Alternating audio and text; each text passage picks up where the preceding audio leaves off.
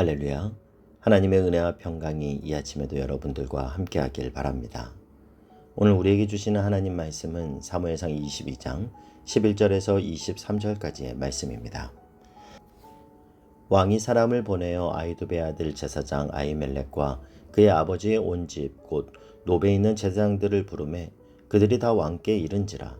사울이 이르되 너 아히두베의 아들아 들으라. 대답하되 내 주여 내가 여기 있나이다.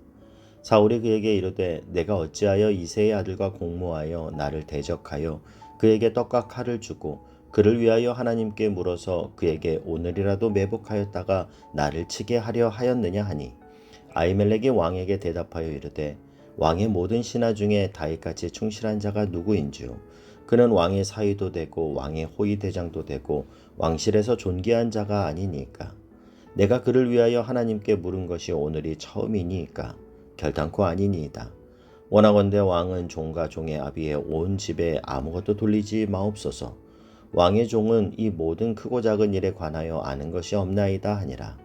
왕이 이르되 아히멜렉아 내가 반드시 죽을 것이요 너와 내 아비의 온 집도 그러하리라 하고 왕이 좌우의 호위병에게 이르되 돌아가서 여호와의 제사장들을 죽이라.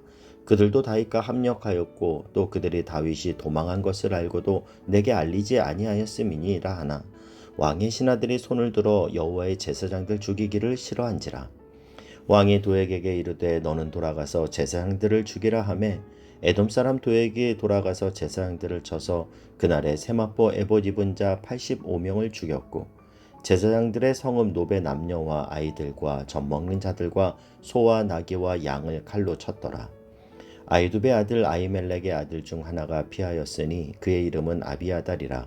그가 도망하여 다윗에게로 가서 사울이 여호와의 제사장들 죽인 일을 다윗에게 알리매 다윗이 아비아달에게 이르되 그날에 에돔 사람 도액이 거기 있기로 그가 반드시 사울에게 말할 줄을 내가 알았노라. 내 아버지 집의 모든 사람 죽인 것이 나의 탓이로다. 두려워하지 말고 내게 있으라. 내 생명을 찾는 자가 내 생명도 찾는 자니 내가 나와 함께 있으면 안전하리라 하니라. 아멘. 사울을 피해 아둘람 동굴로 피한 다윗에게 환난당한 자, 빚진 자, 마음이 원통한 자 400명가량이 모여들었습니다. 사울의 복정에 얼마나 많은 사람들이 고통당하고 있었는지 잘 알 수 있죠. 그곳에서 다윗은 그들을 이끌며 지도력을 발휘하고 훗날 훌륭한 왕의 자질을 갖추게 되는 훈련의 시간을 갖게 됩니다. 그러던 어느 날 가시라는 선지자가 다윗에게 찾아와 이 요새에 있지 말고 유다 지역으로 들어가라고 말합니다.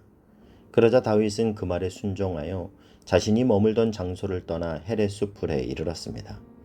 그러던 중 에돔 사람 도액이라는 사람이 노비라는 그 지역에 있는 제사장 아히멜렉이 도망다니던 다윗을 도왔고 또한 다윗을 위해 보관 중이었던 골리앗의 갑옷과 칼을 주었다라고 사울에게 보고합니다.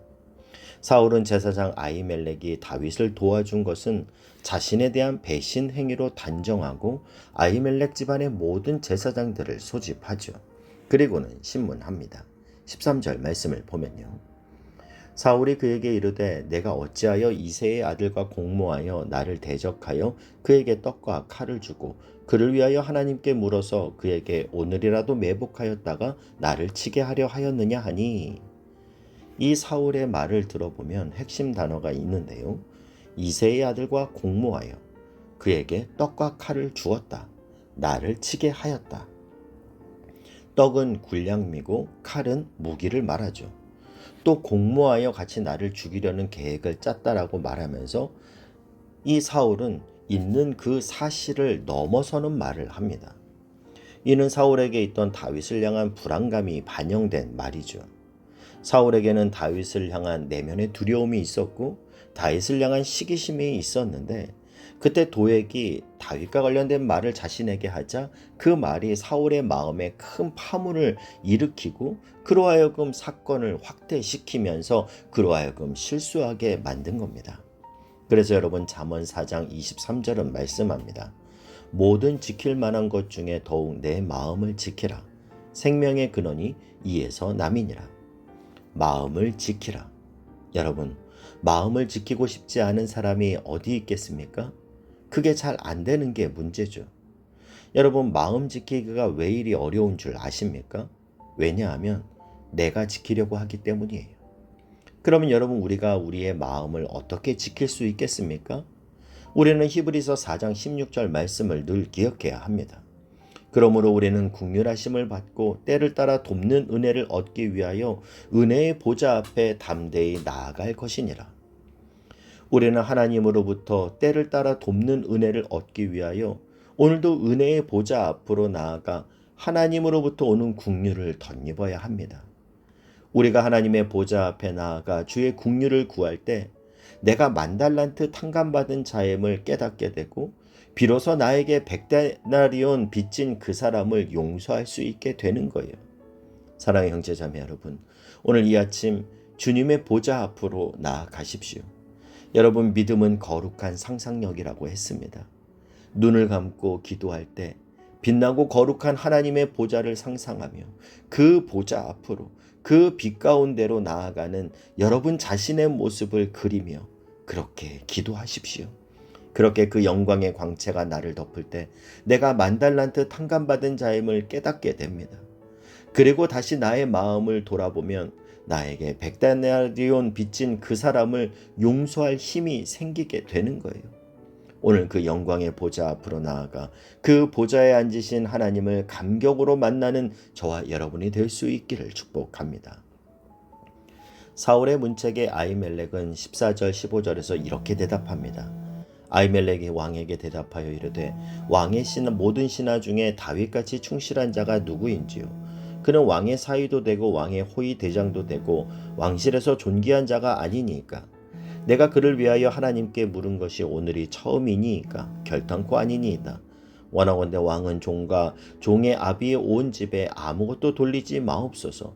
왕의 종은 이 모든 크고 작은 일에 관하여 아는 것이 없나이다 하니라. 아히멜렉은 다윗이 사울 왕의 가장 충실한 신하인 것을 잘 알기 때문에 내가 왕을 존중하듯이 다윗을 맞이했다 이렇게 말합니다. 그리고 그를 위해 기도했던 것도 지금이 처음도 아니고 늘 있던 일인데 그것이 무슨 문제가 있느냐 이렇게 말하는 거죠. 아히멜렉의 어떠한 변명에도 사울은 아히멜렉을 포함한 그 모든 제사장들을 다 죽이라고 신하들에게 명령합니다. 그러나 신하들은 서슬퍼런 이 사울의 명령에도 불구하고 그 명령을 듣기를 꺼려하죠. 왜 그렇습니까? 아히멜렉의 겉모습은 자신들과 똑같은 사람이에요. 뭐 천사처럼 날개가 있고 그런 게 아닙니다.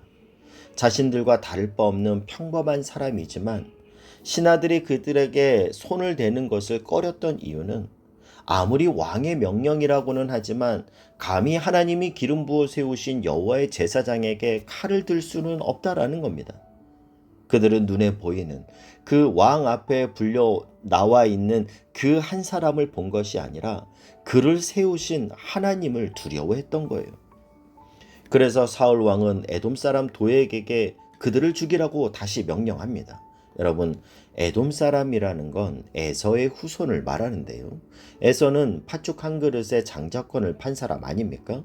하나님의 장자권보다 자신의 허기진 육신의 필요를 채우는 것을 더 중요하게 여겼던 그 에서의 후손답게 에돔 사람 도액은 자신이 사울의 편에 서는 이 일이 자신에게 부귀와 영화를 보장하는 일이라 판단하며 자신의 유익을 채우기 위해서 칼을 들어 제사장들뿐만 아니라 그들의 모든 가족과 심지어 가축까지 다 죽입니다. 그에겐 하나님의 권위보다 돈과 권력의 권위가 더 컸던 거예요. 성경이 이 도액이라는 사람을 설명하면서 굳이 그가 에돔 사람이라고 이렇게 언급한 이유가 분명히 있습니다. 이 에돔 사람 도액의 모습을 보여주며 하나님이 우리에게 질문하시는 거예요. 너는 누구를 따르는 사람이냐? 하나님의 계보를 따르는 사람이냐? 아니면 철저히 자신의 유익만을 추구했던 에서의 계보를 따르는 사람이냐? 오늘 이 아침 우리는 이 질문 앞에 서야 합니다. 나는 오늘 누구를 따르고 있는가? 나는 하나님을 따르는 사람인가? 육신의 유익만을 쫓는 사람인가? 나는 영의 생각을 하고 사는 사람인가? 아니면 육의 생각을 하고 사는 사람인가? 로마서 8장 5절 이하에서 우리에게 주시는 하나님의 음성을 여러분 들어보시길 바랍니다. 육신을 따르는 자는 육신의 일을, 영을 따르는 자는 영의 일을 생각하나니 육신의 생각은 사망이요 영의 생각은 생명과 평안이니라. 육신의 생각은 하나님과 원수가 되나니 이는 하나님의 법에 굴복하지 아니할 뿐 아니라 할 수도 없음이라. 육신에 있는 자들은 하나님을 기쁘시게 할 수 없느니라. 만일 너희 속에 하나님의 영이 거하시면 너희가 육신에 있지 아니하고 영에 있나니 누구든지 그리스도의 영이 없으면 그리스도의 사람이 아니라. 또한 그리스도께서 너희 안에 계시면 몸은 죄로 말미암아 죽은 것이나 영은 의로 말미암아 살아있는 것이니라. 예수를 죽은 자 가운데서 살리신 이의 영이 너희 안에 거하시면 그리스도 예수를 죽은 자 가운데서 살리신 이가 너희 안에 거하시는 그의 영으로 말미암아 너희 죽을 몸도 살리시리라. 사랑하는 형제자매 여러분, 우리가 먼저 그의 나라와 의를 구하는 삶을 살 때 하나님은 이 모든 것을 우리에게 더하여 주실 줄 믿습니다. 이것을 믿는 것이 바로 믿음입니다. 이 확신으로 오늘도 영과 육의 싸움에서 언제나 영을 선택하고 말씀을 선택하고 기쁨을 선택하여 하나님이 기뻐하시는 생명의 삶을 사는 저와 여러분이 될 수 있길 주님의 이름으로 축복합니다. 기도하겠습니다. 사랑하는 하나님, 내 안에 있는 두려움에 집착하여 작은 것을 확대 재생산하지 않게 하시고 무릇 지킬 만한 것 중에 내 마음을 지키게 하여 주옵소서. 영의 생각과 육신의 생각이 우리 안에 충돌할 때 언제나 영의 생각을 붙잡는 하나님의 사람 되게 하여 주시옵소서. 예수님의 이름으로 기도하옵나이다. 아멘.